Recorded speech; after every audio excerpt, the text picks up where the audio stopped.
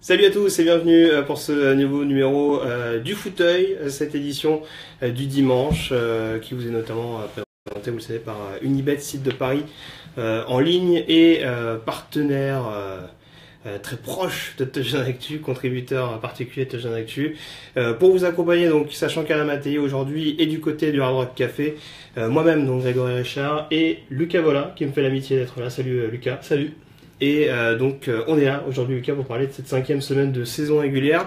Alors tout d'abord, forcément, puisque je suis très doué en technique, on va faire un petit test. Normalement tout est allumé, tout est connecté, mais voilà, je vais essayer de regarder ça de près, voir si tout fonctionne et si vous avez les bons retours concernant ce rendez-vous. Mais on va donc parler de cette 5e semaine et peut-être tout d'abord Lucas, revenir sur cette rencontre de jeudi qui opposait donc les Tampa Bay Buccaneers aux New England Patriots. On savait que New England était un petit peu dans une situation délicate après sa défaite contre Carolina. Ils ont repris du poil de la bête, victoire 19-14, mais ça n'a pas été spécialement évident sur le terrain des Floridiens. Ça n'a pas été très facile, en effet. La bonne chose, c'est que la défense semble avoir fait un bon match, être revenue un petit peu au niveau où on espérait au tout début de saison, surtout que les 4 premiers matchs étaient très compliqués pour cette défense. Il semble avoir fait un meilleur match. Tom Brady fait un mauvais premier quart-temps, voire même un très mauvais. C'est peut-être le pire. Avec sa première interception de la saison au passage. C'est peut-être son pire quart-temps de la saison pour l'instant.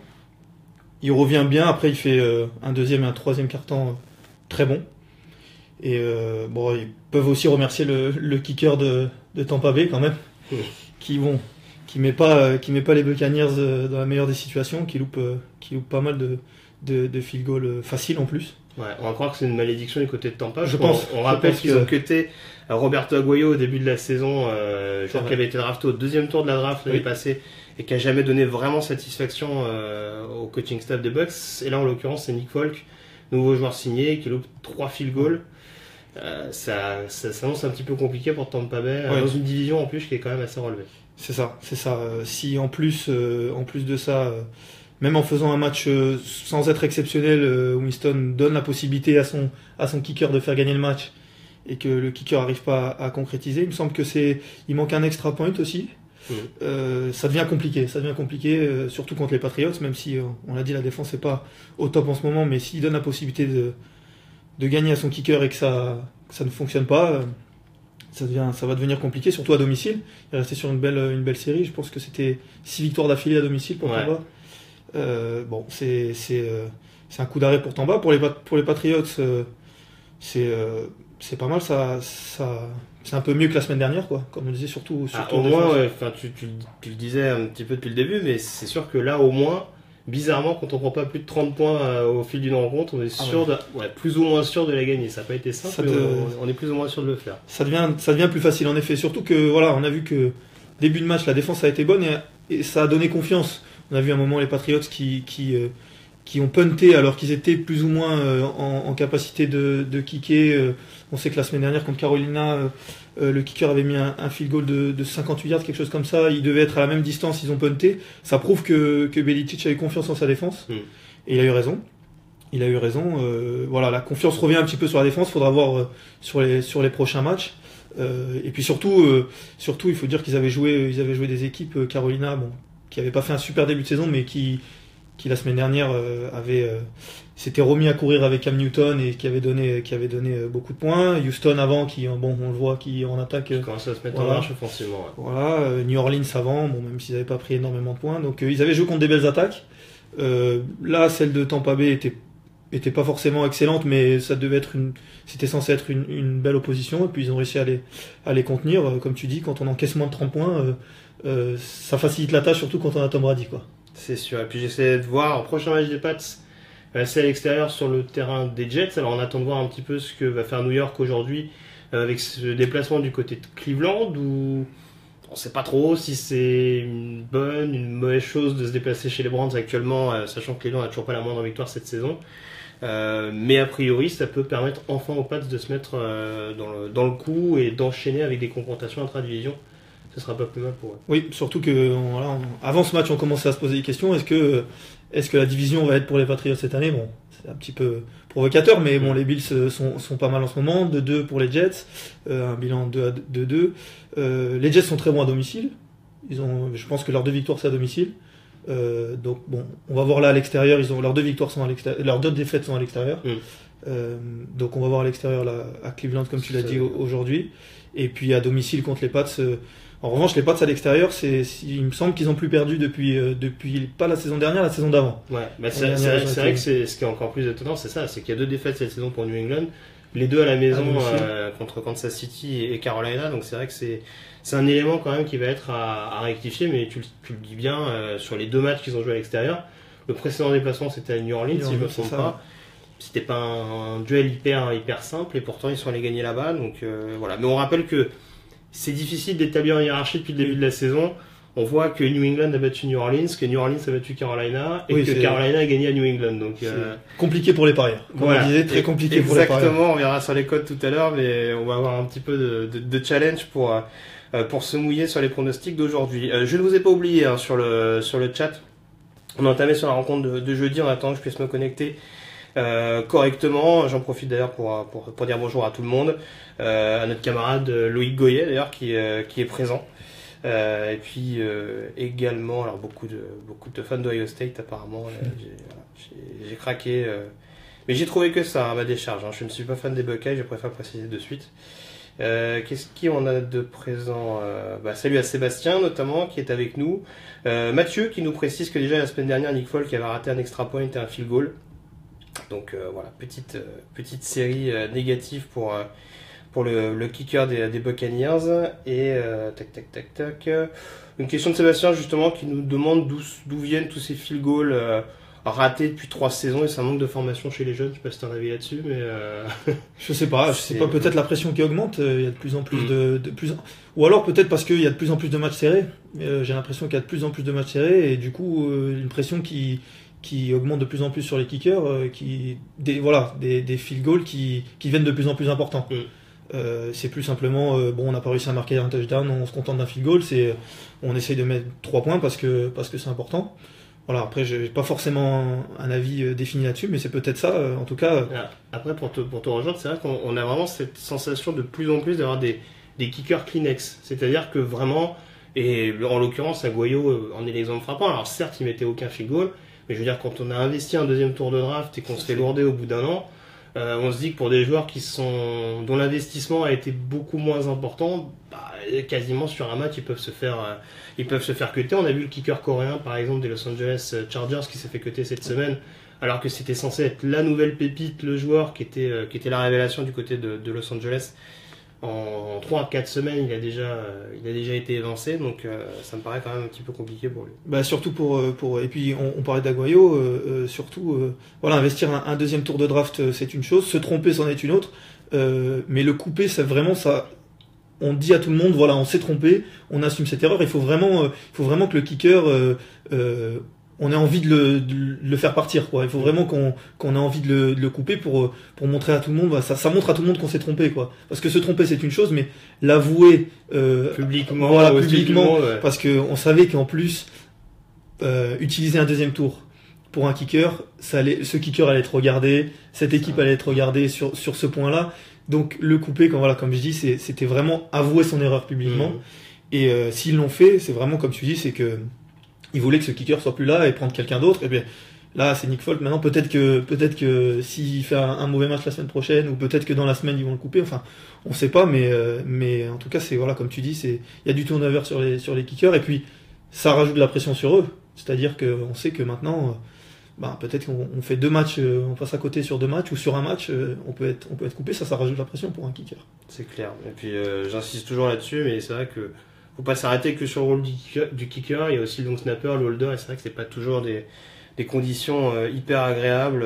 Je pense par exemple à des conditions un peu extrêmes. En plein mois de décembre, c'est vrai que c'est pas toujours évident pour les kickers d'être mis dans d'excellentes conditions. Et puis, je suis désolé, je te coupe, mais sur une action de kick. Il y a aussi la ligne qui est très importante. Tu disais le long snapper, mais même les joueurs qui bloquent, c'est très compliqué. On l'a vu au début de saison, c'était Chargers Broncos, il me semble, qui se joue sur un field goal bloqué, qui est rejoué. C'était les Chargers qui tentent le field goal pour. Il me semble que c'est pour égaliser. Ça doit être le premier match de la saison. Il réussit son kick.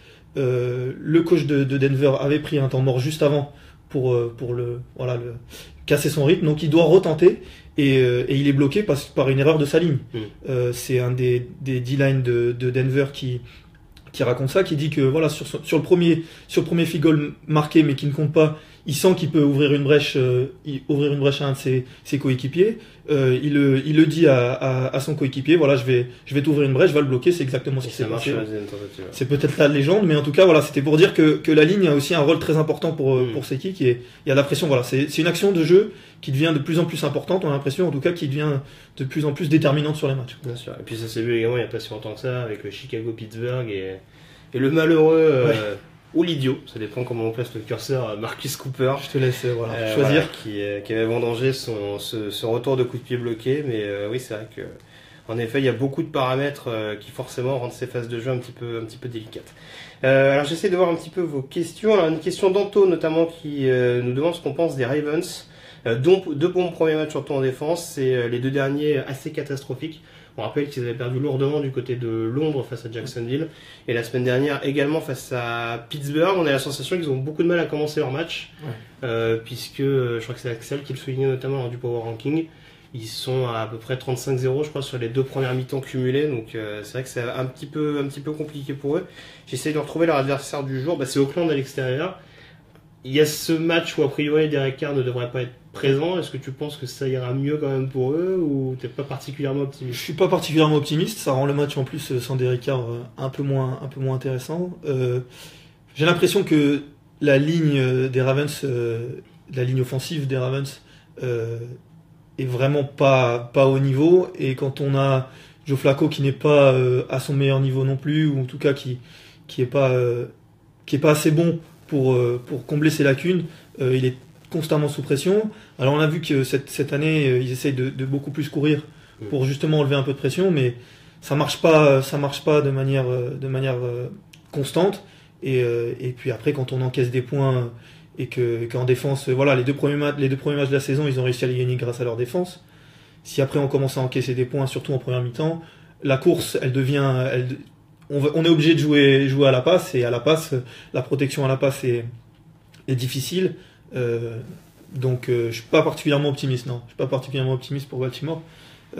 C'est compliqué pour eux en ce moment. D'accord. En tout cas, tu nous promets du beau spectacle pour les Auckland Baltimore. Voilà. Moi, je suis désolé, mais c'est pas quelque chose qui la fiche dite annoncée comme ça, c'est vrai qu'en début de saison, ça faisait un peu plus saliver que là, en l'occurrence, comme tu le disais, avec un Joe Flacco qui est en déliquescence depuis quelques semaines, un Derek Carr qui est out, et un EJ Manuel qui devrait être titulaire pour Auckland. Donc c'est vrai que là-dessus, ça vend pas beaucoup de rêves. Ça vend pas beaucoup de rêves. Après, je pense que Baltimore va beaucoup plus courir, avec Marshawn Lynch, avec des trick plays un peu... Auckland va beaucoup plus courir avec Marshawn Lynch, avec Cordarrelle Patterson, avec des joueurs comme ça, et EJ Manuel qui apporte une dimension supérieure à l'attaque. Derek Carr, dans le jeu de course, n'était pas forcément le quarterback le plus mobile, en tout cas c'était pas sa force, et EJ Manuel il apporte au moins ça.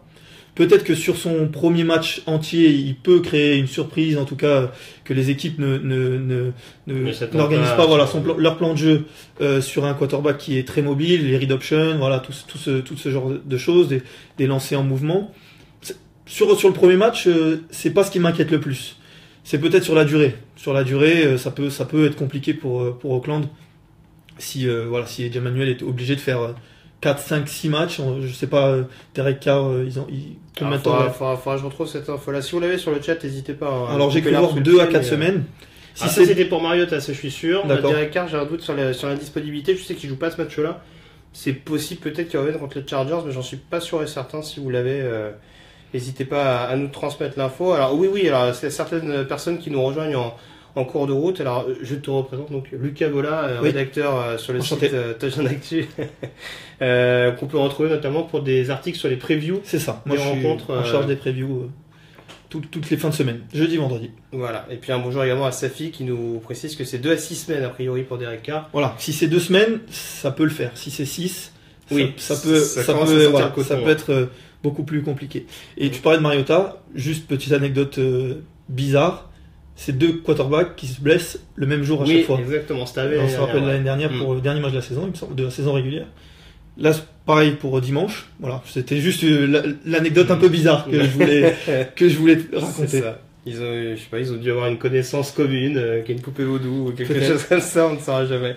Voilà, j'en profite pour regarder également vos questions avant qu'on s'attarde un petit peu sur les rencontres de 19h notamment et puis les joueurs qui sont annoncés inactifs, parce que là en l'occurrence on parlait de Mariota pour Tennessee et de Carr pour Oakland, mais il y a quelques clients qui ne sont pas là. Juste une question de Noé qui nous demandait si Kyle Shanahan du côté de San Francisco ne devrait pas tenter CJ Beathard à la place de Brian Hoyer. Alors, on a vu que San Francisco ces 2 dernières semaines n'était pas forcément hors du coup. Maintenant, est-ce qu'on est particulièrement rassuré au niveau du poste de QB? Non. Est-ce qu'on peut être rassuré avec Brian Hoyer? Est-ce qu'on peut être rassuré? Après, je sais pas, pourquoi pas la saison. De toute façon, la saison de San Francisco, on savait que ça allait pas être une grande saison. Voilà. Le début de saison a donné raison. Ils vont pas gagner leur division, ils iront pas en playoff. Pourquoi pas? Je trouve que, de toute façon, à San Francisco, c'est pas forcément l'attaque qui est le pire. Je trouve que avec Shanahan, avec ce qu'il y a, c'est pas trop mal. On a vu contre les Rams il y a 2 jeudis. Oui, 39 points, ouais. Voilà, ils mettent pas mal de points. Bon. C'est peut-être pas le chantier prioritaire. Après, pourquoi pas tester le quarterback, changer Brian Hoyer. De toute façon, on sait ce que va donner Brian Hoyer. On sait surtout ce qu'il va pas donner. C'est pas un quarterback qui va nous amener en playoff.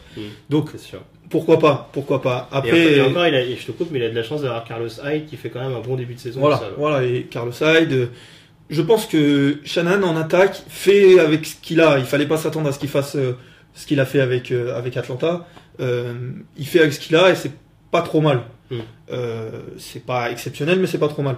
C'est surtout c'est le reste en défense. Il y a un manque de talent. Il y a un manque de talent pur, quoi. C'est compliqué de gagner des matchs en NFL, même si on a un bon coach avec des 100 joueurs de talent pur, quoi. C'est surtout en défense. Donc toi, en l'occurrence, tu serais prêt à tenter quand même Beathard, histoire de voir ce qu'il donne. Oui. Voilà, quitte à se dire, de toute façon, on n'a rien à perdre et ce sera quoi qu'il arrive une année de transition comme. De toute façon, je pense pas que Brian Hoyer va continuer l'année d'après. L'année prochaine, je pense que Shanahan là il fait avec ce qu'il a comme on disait et puis il va peut-être tenter quelque chose pour la free agency, pour la draft, je sais pas, les quarterbacks qui arrivent à la draft à la fin de l'année. La free agency, on sait qu'il louche beaucoup sur Kirk Cousins qu'il a eu à Washington notamment. Donc, et on rappelle qu'Hoyer est aussi à San Francisco parce que c'est un QB de système que connaît Shanahan pour l'avoir coaché à Cleveland à l'époque. Donc voilà, pourquoi pas essayer. Après c'est peut-être pas le chantier prioritaire en tout cas. Je suis pas sûr que ça soit ce qui agite les nuits de Shanahan à l'heure actuelle. Voilà, c'est. D'accord. Question qui revient assez souvent de la part de Nicolas qui veut savoir quelle équipe tu supportes, Lucas. J'ai pas vraiment envie de lui dire, j'ai pas envie de lui poser le cœur, mais c'était moi, on va dire, sans être un grand supporter, j'ai un peu plus d'affection pour les Patriots que les 31 autres équipes. Après, je me considère pas comme supporter. Sympathisant, on peut utiliser ce terme. C'est bien. Ça peut t'attirer des problèmes quand même. C'est pour ça que j'hésite. Je sais pas trop. Bon, c'est ma première apparition. Est-ce qu'il faut le dire de suite? T'hésitais à te gagner tout de suite. Bah maintenant voilà. Moi, il n'y aura pas de dossier. On pourra pas ressortir de dossier sur moi dans quelques années. C'est ça. C'est dit. Bon, en tout cas, on va s'attarder donc sur les rencontres qui sont prévues à 19h. Alors, j'ai envie de dire, il y a un peu à boire à manger, pour le dire de manière un peu triviale.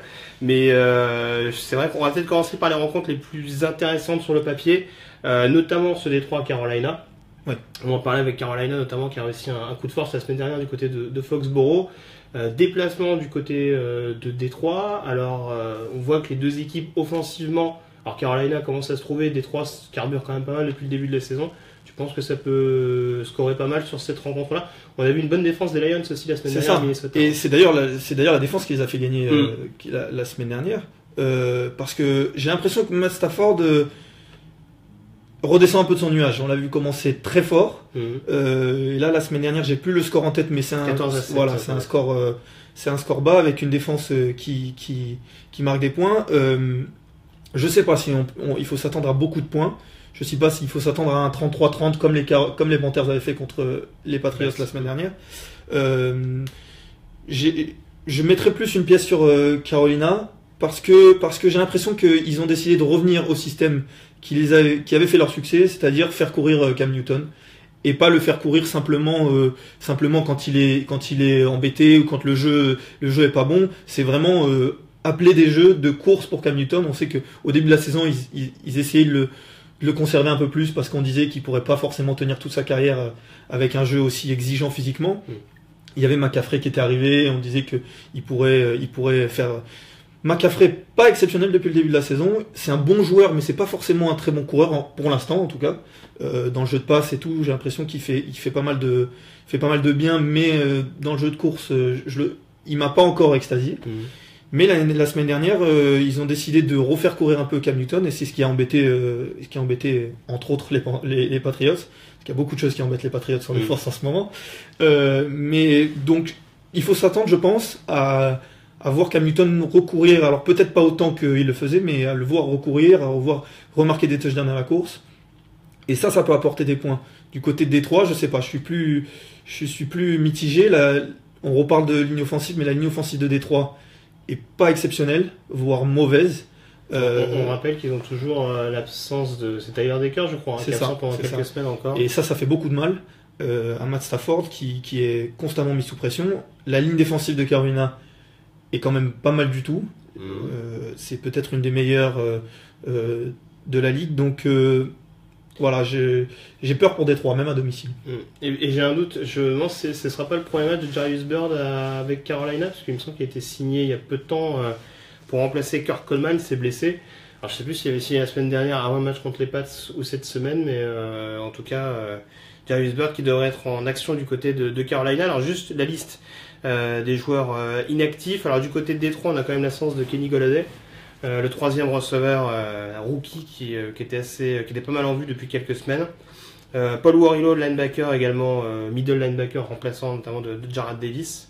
Alors lui n'est pas là, mais la bonne nouvelle pour Détroit, c'est que Jarrad Davis est là et reste quand même sur une assez bonne prestation du côté de Minnesota. Et puis du côté de Carolina, j'en parlais, l'absence de Kurt Coleman, remplacé numériquement par Jarius Byrd. Ryan Khalil sur l'intérieur de la ligne, ça peut être également problématique. Et puis on a en autre absence notable, éventuellement Vernon Butler, ancien premier tour, backup de Lotulelei et de Short au niveau du poste de D-tackle. Donc voilà, pas mal de profondeur, et le poste de centre notamment qui va être récompensé du côté de Carolina, pour éviter de mettre Cam Newton en difficulté. Question un peu bête et limite presque un peu troll. Est-ce que tu penses que Cam Newton peut être perturbé par sa sortie bof de la semaine, avec notamment cette réflexion, rappel, où il avait un peu moqué la question d'une journaliste en mettant en avant justement le fait que c'était une femme qui posait une question un peu technique? Je sais pas, il a été lâché par un de ses sponsors aussi dans la semaine. Et bizarrement, le lendemain, il a fait des excuses publiques. Voilà. Alors, je sais pas, ça peut. Je pense qu'il y pense, en tout cas, parce que on en a tellement parlé que forcément il y pense. Est-ce que ça va se retranscrire sur le terrain? Je suis pas sûr. En tout cas, il faut s'attendre à ce que s'il fait un mauvais match, on en parle. Ça, c'est sûr. S'il fait un bon match, pas forcément. Je sais pas, c'est compliqué d'être dans la tête des joueurs. Ça a l'air d'être un joueur qui fait abstraction quand il joue de ce qu'il y a autour. Je sais pas, honnêtement, je suis pas sûr que ça soit ça qui décide le résultat du match. C'était une question volontairement provoque, mais c'est bien de le rappeler en tout cas. C'est vrai que ça a été un petit peu la controverse de la semaine. Alors je regarde un petit peu vos avis, avec notamment Martial qui nous explique que Carolina a eu de la chance contre New England et qui voit Détroit gagner. Et puis on est également, alors on a Dimitri qui nous dit carrément, avec les Lions, faut toujours attendre le quatrième quart. Donc vous embêtez pas trop, vous mettez la red zone à 21h30 et puis vous voyez comment ça se passe. Pardon, donc voilà ce qu'on peut dire sur ce Détroit Carolina. J'essaie de voir éventuellement si j'avais d'autres questions. J'en avais vu une passer tout à l'heure, mais bien entendu là, mais passée sous le nez. Ah oui, j'avais une question sur les Bills, me semble-t-il. Ah voilà, question de Victorien concernant les Bills. Alors ça défile assez vite, donc je la retrouve. Qui nous demande donc si les Bills ont le talent pour aller en playoff, et donc, peut-être autre question provoque, éliminer les Pats.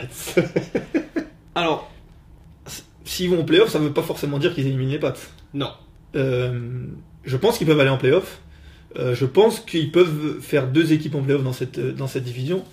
Est-ce qu'ils vont être capables de gagner la division aux dépens des Pats? Je suis pas sûr. Sur la durée, je suis pas sûr que les Bills puissent tenir le rythme que les Patriots. Même si la défense prend beaucoup de points, je pense que c'est quelque chose qui se règle. Voilà, on donne le bénéfice du doute à Belichick. Après, on verra. Mais je pense que c'est quelque chose qui se règle. Donc, je suis pas sûr que les Bills gagnent la division. Par contre, c'est vrai qu'ils peuvent aller en playoff. La division avec Miami et New York, qui est pas trop mal d'ailleurs cette année, alors qu'on annonçait moyenne. Le problème dans cette division, c'est qu'on joue deux fois les Pats aussi. Oui, c'est sûr que les confrontations directes vont être importantes, mais les Bills prouvent qu'en défense ils peuvent arrêter n'importe qui. En attaque, ils peuvent mettre des points sur la défense des Patriots. Donc moi, je vois bien les Bills en playoff, mais je vois bien New England quand même gagner cette division et voilà, ces deux équipes aller en playoff. Ouais, je regardais, alors les Pats seraient sur 8 titres de division au niveau de la FC Est. D'affilée. 8 titres d'affilée, tout à fait, et 14 titres de division sur les 15 dernières années.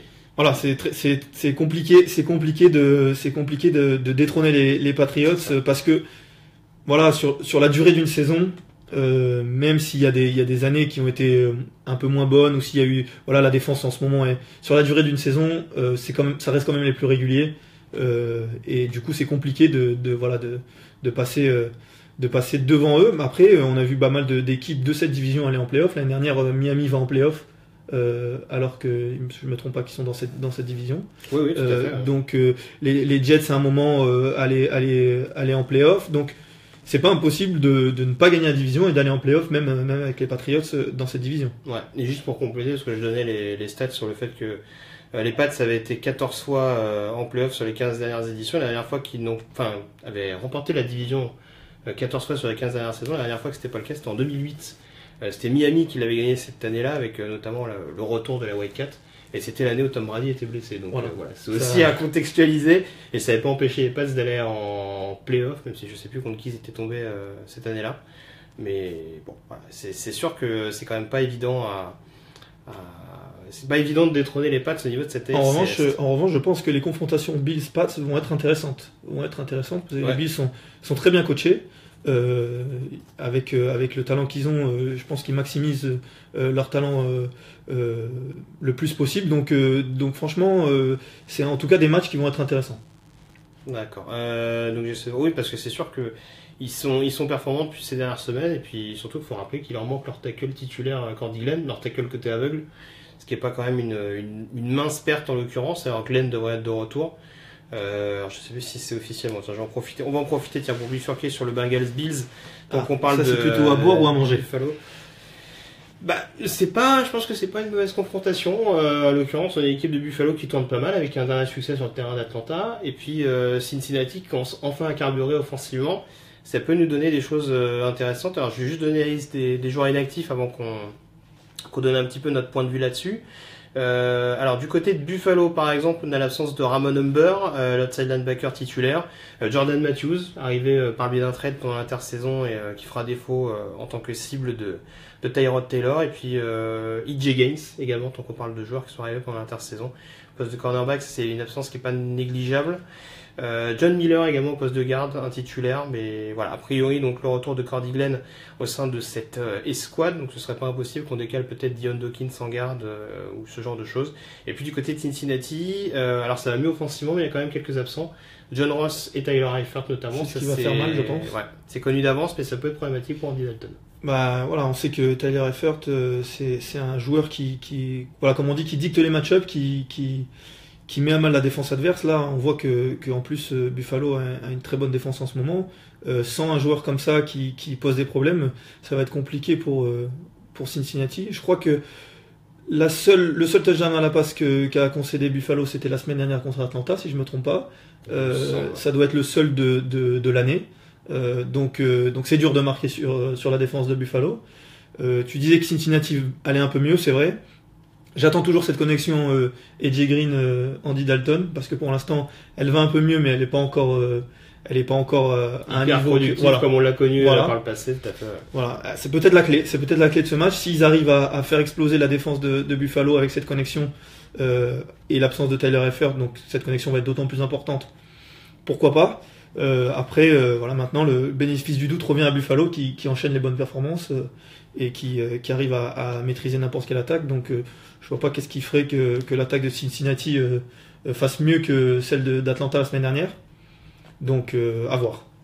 D'accord. À titre personnel, tu verrais plutôt Buffalo s'imposer en l'occurrence à Cincinnati? Oui, même à l'extérieur, ouais, je vois Buffalo un peu à l'image voilà, de ces quatre premiers matchs avec un score assez bas, un jeu de course efficace et un match maîtrisé. C'est, comme je disais, j'ai l'impression que c'est une équipe qui est très bien coachée. En défense, c'est très bon en ce moment. Donc je les vois poursuivre sur leur lancée. Ouais. Très bien. Bah, écoute, on va avancer un petit peu sur les différentes rencontres, notamment en profiter pour relayer la question. Je crois que c'est Alexandre, tout à fait. A priori fan des Steelers, parce qu'il y a un hashtag Steelers Nation, qui nous demande s'il y a une raclée en vue pour les Jaguars en déplacement du côté du Heinz Field de Pittsburgh. Alors, est-ce que ça peut être compliqué? Il reste sur une défaite chez les Jets la semaine dernière en prolongation. Oui, mais alors j'ai l'impression que c'est un peu voilà, c'est les Jaguars qui l'ont perdu celui-là la semaine dernière. C'est l'impression que ça m'a donné. Moi, je te le disais avant qu'on commence, c'est un match que je vais regarder particulièrement. Je pense pas racler, je vois un match serré. Il me semble que c'est les deux meilleures défenses aériennes de la ligue. Les Jags sont la meilleure défense aérienne de la ligue. Les Steelers sont la deuxième meilleure défense aérienne de la ligue. Donc, on va s'attendre à beaucoup de courses. Ça va pas forcément être exceptionnel. Ça va pas forcément être très beau en tout cas. Mais intéressant. On sait que les Jaguars ils font beaucoup courir. En même temps, pourquoi pas utiliser Leonard Fournette plutôt que Blake Bortles. Voilà. D'accord. On comprend pourquoi. L'attaque des Steelers aérienne pour l'instant, on l'a pas vu exploser comme on imaginait qu'elle allait exploser. Alors que Le'Veon Bell revient bien, en tout cas revient. Ouais, parce que la semaine dernière, il fait un très bon match, 144 yards, il me semble, à la course. Donc moi, je vois un beau duel de coureurs entre ces deux équipes. Et je vois pas une raclée, en tout cas. Je vois un match serré. Et voilà, je sais pas qui va gagner, parce qu'on peut pas savoir. Mais en tout cas, je vois un match plus serré que peut-être que ce qu'a annoncé la personne qui a commenté, Alexandre. Donc si je te suis, en tout cas, il faudra, quoi qu'il arrive, un bon Fournette, ou en tout cas un jeu au sol performant pour que Jacksonville gagne. Sinon, ça va être un petit peu compliqué. De toute façon, cette année, je crois qu'on a bien vu qu'il va falloir un bon Fournette pour que Jacksonville gagne. La défense est bonne, surtout aérienne, on le disait. La ligne défensive arrive à mettre pas mal de pression, même si contre la course, ils sont pas encore très bien. Ils arrivent à mettre pas mal de pression sur le quarterback quand c'est des jeux de passe. Donc la défense va tenir, je pense. En tout cas, va pas prendre énormément de points, mais voilà, il va falloir un bon Fournette, oui, pour mettre la pression et rester dans le match, quoi. Très bien. J'essaie de voir les joueurs inactifs. Pas mal de casses au niveau de la ligne. Alors du côté de Jacksonville, par exemple, on a Brandon Linder, le centre titulaire, qui est absent pour les Jaguars, et puis du côté de Pittsburgh, le tackle Marcus Gilbert qui est également absent. Il me semble que c'était déjà le cas la semaine dernière. Donc voilà, deux pertes à compenser au niveau des titulaires et puis au niveau des autres absents de marque. Alors Fournette devrait être performant aussi parce que TJ Yeldon par exemple reste absent de longue durée, l'ancien joueur d'Alabama. On sait que Chris Ivory notamment récupère pas mal de responsabilités depuis quelques semaines. Et puis au niveau des Steelers, toujours l'absence de James Harrison, de linebacker. Même si on a vu que les dernières sorties de Bud Dupree et de TJ Watt étaient loin d'être déshonorantes, donc il y a une bonne carburation de la part de ces jeunes joueurs. Il y a une défense très, très athlétique du côté des Steelers et voilà, les linebackers sont très bons. Ça, voilà, le duel entre les linebackers des Steelers et Leonard Fournette va être intéressant à voir. Comme je disais, les Jaguars, c'est l'équipe qui court le plus de la ligue. Et comme on disait, ils ont bien raison parce qu'avec Blake Bortles, donc il faut s'attendre à des beaux duels entre les linebackers des Steelers et Fournette. Ouais. Autre match peut-être intéressant à suivre d'un point de vue fiche, en tout cas, les Philadelphia Eagles à 3-1 qui restent sur un succès sur le terrain des Chargers et qui reçoivent les Arizona Cardinals. Alors là encore, je vais essayer de regarder ce qu'on a au niveau des joueurs inactifs, si j'arrive à retrouver ça. Fletcher Cox, absent de marque du côté de Philadelphie. Ronald Darby également au poste de cornerback. Donc voilà, la défense qui sera quand même à surveiller du côté des Eagles contre un Carson Palmer qui est pas extraordinaire mais qui fait les stats. Et puis du côté d'Arizona, j'essaie de voir. Sur les lignes, c'est un peu compliqué. DJ Humphries, tackle qui est absent. Robert Nkemdiche de l'autre côté, le defensive tackle qui n'est pas là. Et puis j'essaie également de voir les Eagles qui joueront sans leur running back Wendell Smallwood. Donc beaucoup de responsabilités pour Lee Garrett Blunt. Oui. Ça devrait passer quand même pour les Eagles contre une équipe d'Arizona qui est à 2-2, mais sans avoir forcément eu un calendrier démentiel. Ouais. Les Cardinals, c'est quand même. Tu parlais de Carson Palmer, tu disais que c'était pas exceptionnel, mais ça faisait des stats. Je m'arrête quand même au c'est pas exceptionnel. c'est quand même pas vraiment pas joli. Ils n'ont pas eu de chance avec la perte de David Johnson, qui était clairement leur meilleur joueur offensif, voire leur meilleur joueur tout court. Voilà. Alors de l'autre côté, j'ai l'impression que les Eagles trouvent des moyens de gagner. La semaine dernière, ils courent beaucoup, ils gagnent. Le Garrett Blunt, qui était vu comme un coureur de courte distance pour prendre des first down, a été pas mal utilisé, alors que Sproles s'est blessé, ils perdent un de leurs running back et ils courent encore plus. Donc j'ai l'impression que les Eagles, voilà, c'est une équipe Philadelphie, c'est une équipe qui va trouver un moyen face à l'équipe adverse de gagner, de marquer des points, d'avancer, que ce soit à la passe, avec un Carson Wentz qui est quand même qui montre de belles choses. La semaine dernière, Jeffrey est bloqué, il court et il gagne. Cette semaine, peut-être que la course va être bloquée et ils feront plus de passes. Voilà, je vois quand même Philadelphie plus polyvalent, plus talentueux et meilleur que Carolina pour ce match, qu'Arizona pour ce match. Je vois pas un match serré. C'est peut-être là le blowout, comme on disait. Je vois pas un match serré en tout cas. Bon, ok. A priori, Grid, par exemple, qui est sur le chat, te rejoint parce qu'il nous explique que les cartes c'est quand même assez certain, encore plus avec la blessure de Johnson. C'est compliqué. Quand on a une attaque unidimensionnelle, ça devient compliqué assez rapidement. On va terminer avec les matchs de 19h. Alors là, attention, on va commencer à arriver dans le dur. On est au niveau du gratin, on arrive au niveau des pommes de terre. Là, c'est compliqué. Alors que je regarde, peut-être. Alors, celui-là, sur le papier, il est pas beau, mais c'est quand même deux équipes dont on continue d'en attendre beaucoup, peut-être trop, je ne sais pas. Les Giants et les Chargers, tous les deux à 0-4. Qui, selon toi, peut éventuellement prendre l'ascendant sur l'autre et pourquoi ? Peut-être, moi ça fait 4 semaines que je vois les Chargers gagner. Ça fait 4 semaines que... Ils passent pas loin, ils passent pas loin, mais c'est l'histoire des Chargers, j'ai l'impression. Donc, pour changer un peu, je vais dire les Chargers. Je les vois gagner. Les Giants... on va reparler de ligne offensive, mais c'est très important. La ligne offensive est très moyenne à New York, et c'est ce qui met Eli Manning dans de grandes difficultés, déjà qu'il fait pas une super saison. La dernière fois qu'ils ont joué contre un gros pass rusher contre Détroit, Ziggy Ansah, et il s'est baladé 3 sacs.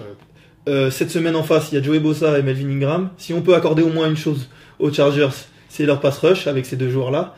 C'est c'est des pass rushers qui peuvent faire basculer un match, surtout quand le match est très moyen, voire mauvais. Donc voilà, après, Odell Beckham a une semaine de plus dans les jambes, c'est peut-être la semaine où il va exploser. C'est sûr que si Odell Beckham sort un match exceptionnel, ça va être compliqué de suivre, mais pour l'instant il n'a pas sorti son match exceptionnel, et je crois que les Giants à Philadelphie c'était pas mal, il a un petit peu plus retombé. Mais le problème c'est que les Giants, je crois que depuis le début de la saison, ils n'ont pas eu un receveur à plus de 100 yards. Donc ça devient compliqué. On sait qu'ils ont un jeu au sol très moyen, voire inexistant. Avec Cole Perkins qui est de nouveau absent, mais bon, voilà. Après, parce qu'il a joué cette saison. C'est un peu ce que j'allais dire. C'est vrai que il n'était pas exceptionnel quand il était là, mais en plus il est absent. C'est compliqué. Un jeu au sol très moyen, une ligne qui est pas qui est pas tout risque, qui est pas assurance tout risque, un jeu aérien qui pour l'instant est en développement. c'est compliqué quand même. C'est compliqué même face à une équipe, même à domicile et même face à une équipe des Chargers qui est tout aussi moyenne. Oui, mais c'est sûr que oui, ça fait beaucoup d'éléments. Et puis tu parlais de l'importance du pass rush avec la présence notamment de Bosa et Ingram. De l'autre côté, il y a Olivier Vernon par exemple qui fera défaut du côté de New York.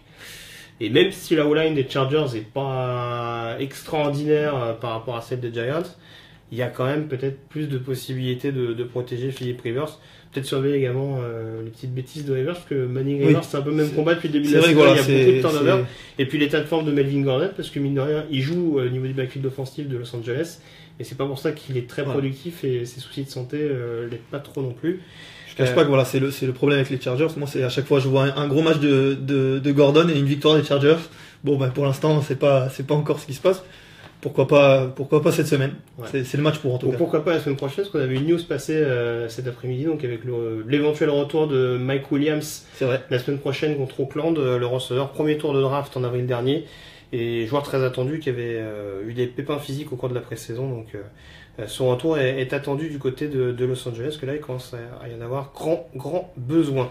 Autre rencontre à suivre, Miami-Tennessee. Alors on en parlait un petit peu tout à l'heure, Mariota absent pour Tennessee, ça peut devenir trop compliqué, Matt Cassel, pour éventuellement s'imposer chez les Dolphins?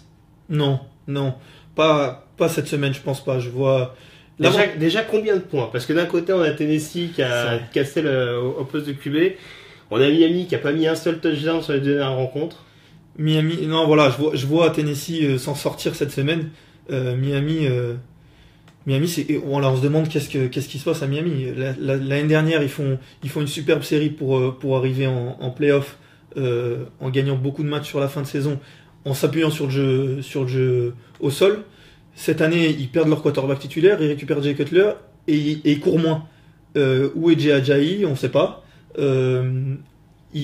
Voilà, j'ai l'impression qu'ils ont abandonné l'identité qui a fait qu'ils gagnaient l'année dernière, et du coup, ça leur réussit pas du tout. Et je vois, Tennessee. L'avantage de Tennessee, c'est que ils ont une équipe polyvalente, ils peuvent courir, ils peuvent passer. En attaque, donc déjà ça peut être alors pas de manière exceptionnelle des deux côtés, mais c'est bon des deux côtés. Donc je vois Tennessee beaucoup courir avec DeMarco Murray et Derrick Henry, et je les vois battre Miami dans un match. C'est vrai qu'il va pas forcément être très excitant, mais c'est je pense que Miami, tant qu'il reviendra pas à l'identité, comme je disais, qui les a fait gagner l'année dernière, surtout avec un Jay Cutler qui est en roue libre totale. Je sais pas, on l'a vu sur un trick play. Un brin nonchalant. Voilà, mais bon, c'est Jay Cutler, on savait que voilà. Donc, mais voilà, je comprends pas pourquoi ils insistent pas sur la course comme ils ont pu le faire l'année dernière. C'est ce qui a réussi. En plus, ça a réussi l'année dernière. Donc j'ai du mal avec cette équipe de Miami en ce moment. En tout cas, ils ont beaucoup de difficultés contre la passe depuis le début de la saison. Ça va peut-être pas s'arranger sur ce match-là, même avec Cassel en face, puisque Jordan Phillips, le D-tackle, et Byron Maxwell, le cornerback, est absent. Du côté de Tennessee, absent également à souligner. Alors Corey Davis, le receveur, leur ancien premier tour de draft, c'est quand même assez récurrent ces dernières semaines. Il n'arrive pas encore à vraiment démarrer sa saison. Jonathan Cyprien, également le strong safety titulaire, qui fera défaut, donc ce sera sûr au niveau de ses absences. On en termine avec les matchs de 19h, parce que mine de rien on est à un quart d'heure des coups d'envoi, donc on va boucler tout ça avant peut-être d'évoquer les matchs de 22h très brièvement. Cleveland Jets, Indianapolis San Francisco, lequel a tes faveurs? Cleveland Jets plus que Premier match de Myles Garrett à Cleveland, oui, ça a souligné. Alors juste j'en profite, je fais une petite parenthèse, je m'excuse auprès des commentaires du chat que je peux pas lire. Il y a un petit décalage sur le chat, je vous le cache pas, donc je suis obligé de relancer à chaque fois, ce qui est pas forcément évident, mais je suis vos questions de très très près et je les relayerai tout à l'heure. Que je regarde ça. Donc excuse-moi, je t'ai coupé, donc du coup plutôt Cleveland. Voilà. Après si pour dire on n'est pas obligé de s'attarder sur ces matchs-là parce que on s'excuse auprès des supporters de ces quatre équipes, mais on va encore avoir les fans des Jets sur le dos. Mais c'est vrai, mais alors c'est peut-être des quatre équipes, c'est peut-être la seule équipe qui pour l'instant vaut le coup de regarder. Comme je disais, ils ont 2 victoires à domicile, 2 défaites à l'extérieur, si je me trompe pas. Là, ils jouent à l'extérieur, c'est peut-être l'occasion d'ouvrir leur compteur à l'extérieur, de continuer à mettre la pression dans cette division comme on le disait tout à l'heure.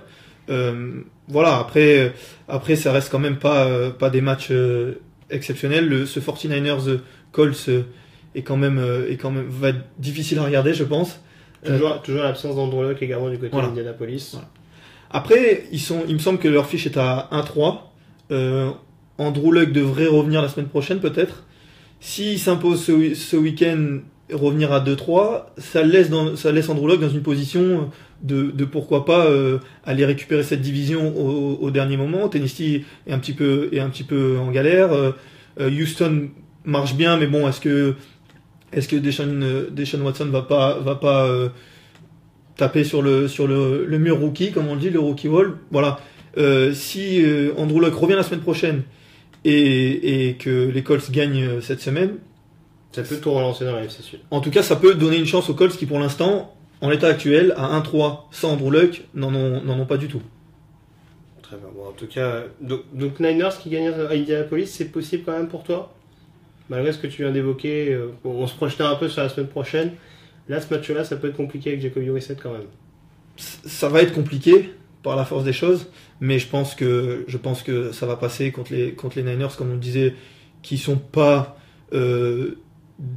horribles en attaque, mais qui reste mené par Brian Hoyer, comme on le disait tout à l'heure. Ça reste compliqué, même si Hyde est bon en ce moment. Ça va rester compliqué pour les 49ers, je pense. Très bien. Alors, je refais un tour du côté du chat. Damien notamment qui nous demande si on peut redonner nos pronostics sur Bengals Bills. Alors de toute façon on va redonner nos pronostics dans quelques minutes pour ceux qui vont éventuellement parier juste avant les rencontres. Mais globalement la tendance pour nous deux était plutôt en faveur de Buffalo pour poursuivre un petit peu sur la lignée de ce qui avait été fait du côté d'Atlanta. Et puis j'essaye de voir également ce qu'on a, des commentaires que j'ai loupés tout à l'heure, j'essaie de vérifier ça. Juste un petit focus sur les matchs de 22h, maintenant qu'on a parlé des matchs de 19h. Des jolis matchs. Ouais, un peu plus séduisant qu'à 19h, tu veux dire? Ah oui, un petit peu plus. Il faudra rester un petit peu plus éveillé. Il y en a pas beaucoup, il y en a 3 en l'occurrence à 22h, à partir de 22h. Mais c'est vrai que c'est des matchs assez intéressants. Alors, il y a le Oakland-Baltimore dont on parlait un petit peu tout à l'heure avec la situation au quart Flacco, on va le laisser de côté celui-là. Par contre, Los Angeles-Seattle et Dallas-Green Bay, c'est des matchs extrêmement importants, notamment pour Dallas et Seattle. Voir ces deux équipes qui étaient en playoff l'année dernière et qui faisaient quand même office de favoris dans leur division se retrouver à 2-3, ça peut leur compliquer la tâche pour la suite. Est-ce que tu les vois éventuellement? Lequel te paraît le plus en difficulté sur les deux matchs concernés? Moi, je vois Dallas le plus en difficulté contre Green Bay. Green Bay est quand même pas trop mal en ce moment, pas mal du tout. Ils ont joué jeudi pas celui-là, celui d'avant. Ils ont eu plus de repos après avoir battu Chicago en Thursday night. Ouais. Voilà, on voit qu'Aaron Rodgers est vraiment en gestionnaire. La semaine dernière, donc contre Chicago, il a vraiment laissé le jeu venir à lui. Il a pris ce que la défense lui donnait, comme on dit. Il a vraiment été bon. En plus, Dallas joue la plupart du temps en man-to-man, en individuel. On sait que c'est compliqué quand on a un quarterback qui, sans être forcément coureur, mais qui peut sortir de sa poche, qui peut inventer comme le fait Aaron Rodgers, et ça peut leur poser pas mal de soucis. En attaque, j'ai l'impression que cette ligne offensive est moins bonne que ce qu'elle a été l'année dernière, notamment. Et forcément, ça a des répercussions sur un Elliott qui fait moins de stats et qui impose moins son style au sol, sur un Dak Prescott qui est un peu plus mis sous pression et qui du coup est un peu plus en difficulté. Et alors voilà, c'est pas alarmant du côté Dallas, mais je pense que face à une équipe contre Green Bay, c'est encore trop juste. C'est encore trop juste. Je sais pas si Sean Lee sera de retour. Alors je viens de voir, c'est la question que nous posait Damien notamment. Il est officiellement out pour le match contre Green Bay. Alors le leader de la défense, ça aussi, c'est encore plus compliqué. Surtout que les linebackers, c'est souvent ceux qui regardent le quarterback et qui essayent de contenir le quarterback quand le quarterback essaye de sortir un petit peu. On sait que Sean Lee aurait pu être très important pour garder un œil sur Aaron Rodgers quand, comme on disait, essaye d'inventer un petit peu des jeux, essaye de sortir de sa poche. Et là, je vois Aaron Rodgers s'il reste sur la lignée de son match contre Chicago, prendre ce qu'on lui donne.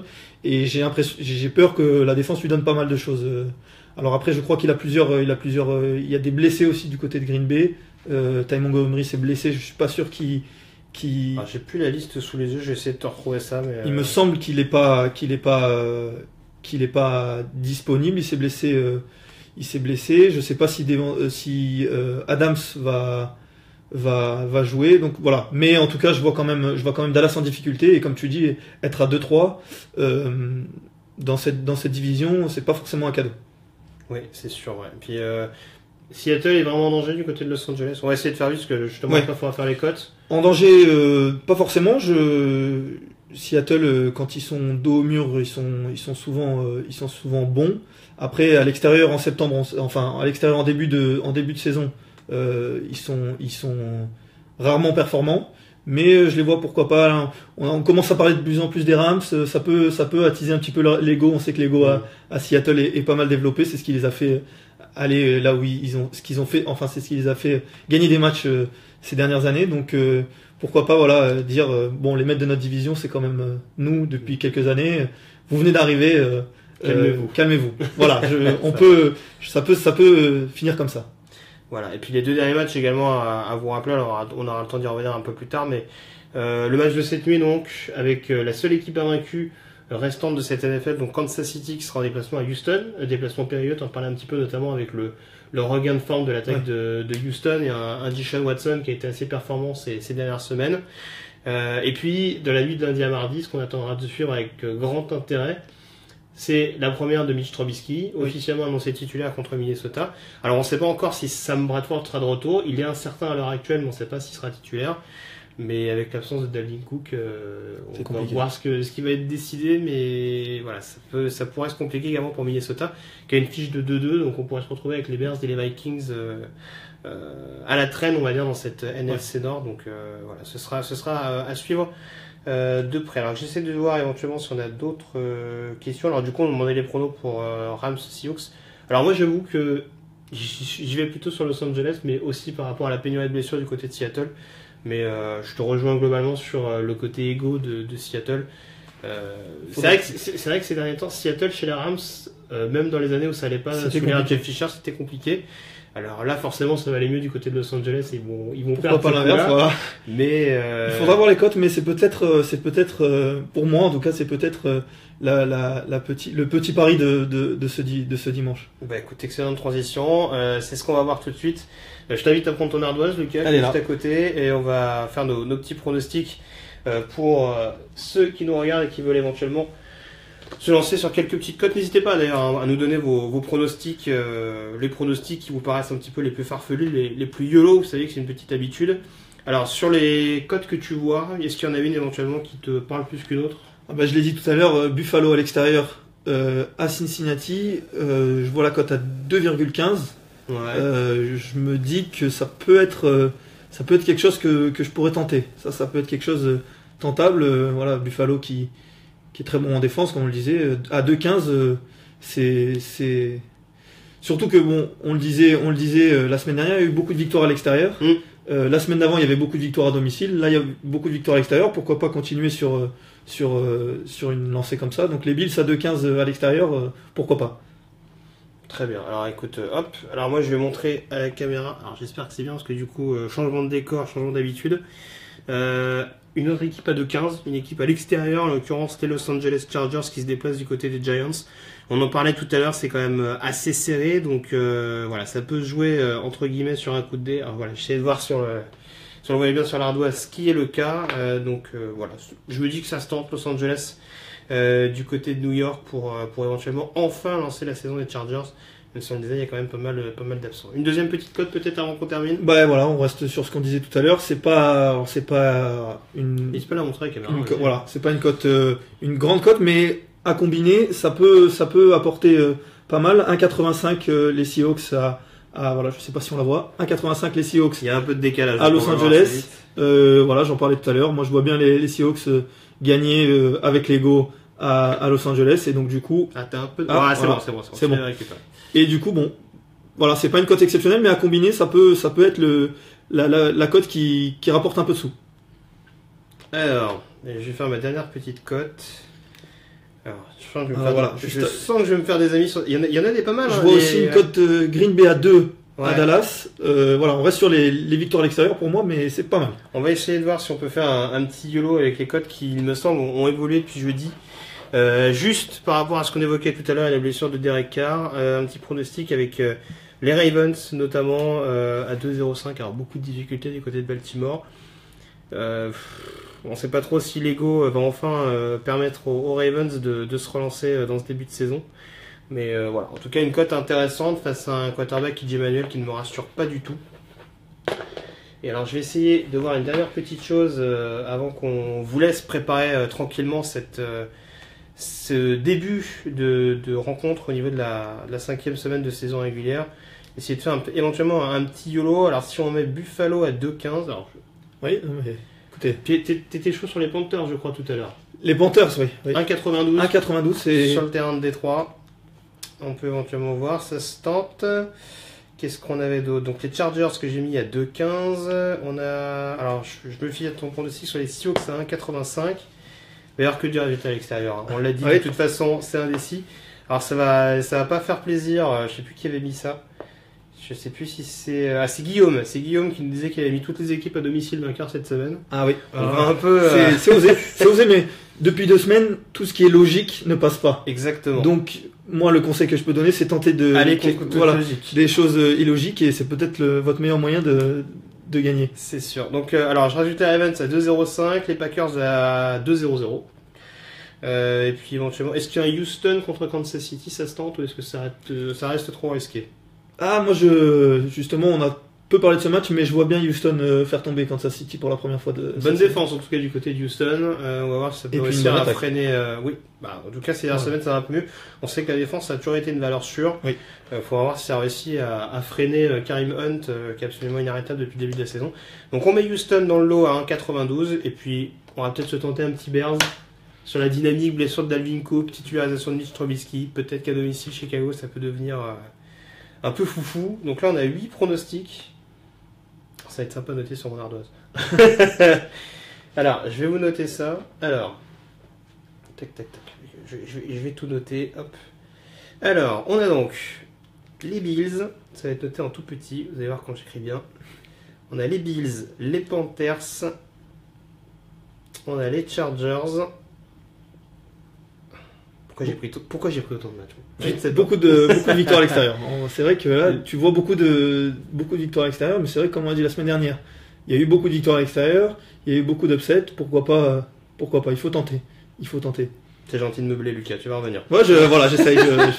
Les Ravens, les Packers, et puis on a également les Texans et les Bears. Donc pour finir. Et alors, pour 5€ misés, hop, le petit 5, on a donc un gain potentiel en ajoutant donc le bonus multimax. Ah, c'est un bon chiffre en plus, dis donc. Donc voilà, on y est. Pour 5€ misés, le gain potentiel est de 1666,34€. Donc ça, c'est un méga YOLO. Bon, en même temps, il y a 8 matchs. Je vous garantis pas que les 8 vont passer. Alors que j'essaie de vérifier avant qu'on vous laisse que ça passe bien à la caméra. Mais on va pas dire qu'on vous avait pas prévenu. Oui, c'est ça. Tu vois, on se mouille pas à 100% non plus, mais voilà, avec tous ces pronostics-là, une belle cote, mine de rien. Alors, ça vaut pour 5.